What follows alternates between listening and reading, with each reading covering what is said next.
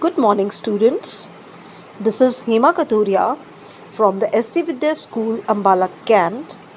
I welcome you all to the home mentoring session of your English class in the new session of your grade 7.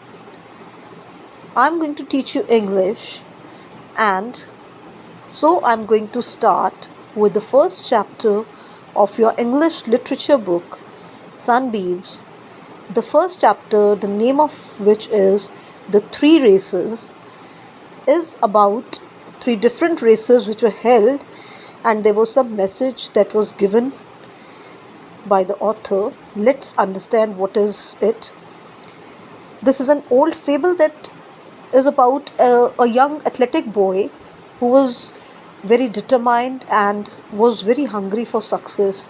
He always wanted to win the races. He had a lot of strength also, as well as determination to win the races.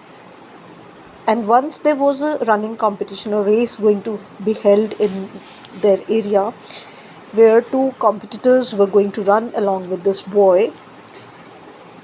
On the day of the race, when the race started, these three competitors started running, and due to the strength and determination, this boy won the race as he finished the race before all those two competitors. He touched the finishing line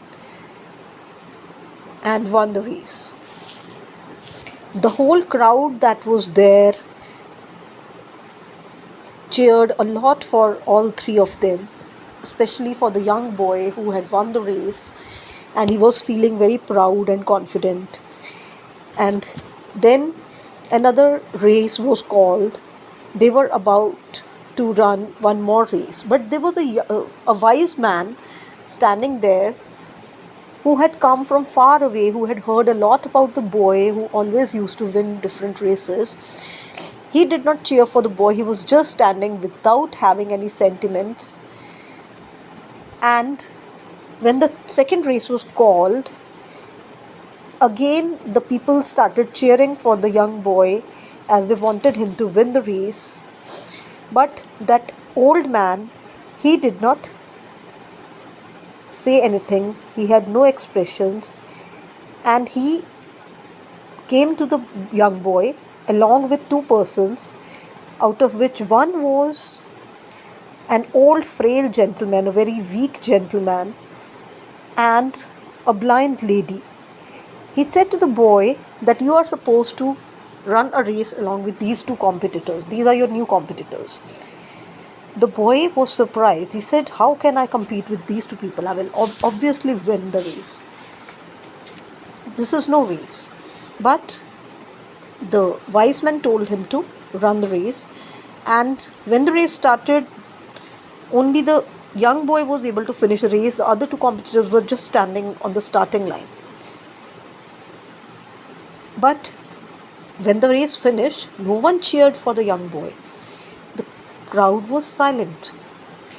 All the spectators were sitting quietly. He was surprised. He was puzzled. Although I have won the race, but why is no one cheering for me? Now, after that, he asked the wise man that why are people not cheering for me? The wise man said nothing, but just said that okay, now you again go along with these two competitors, run another race, but this time the condition is that you are supposed to finish the race all together along with these two competitors. All three of you are supposed to finish the race together. Now the young boy thought a little bit and then held the hands of both the old man and the blind lady and started walking. They just walked slowly, but the three competitors, the young boy, the frail gentleman, and the blind lady, they all finished the finishing line together. This time the crowd cheered a lot. They even gave a standing ovation to them. The boy went to the wise man and asked that this time, just for whom is the crowd cheering? I can't understand. Are they cheering for me or for whom? The old man said that the crowd is cheering for all the three participants, but also for you because you have been winning all the races. They are cheering for, not for the winner basically, they are cheering for the thought that you have given them, that you have cared for the other two participants, you have showed the true sportsmanship. That is the thing they are cheering for. So, what moral do we get from this story?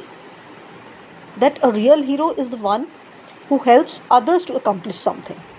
It's not that if you alone can do something,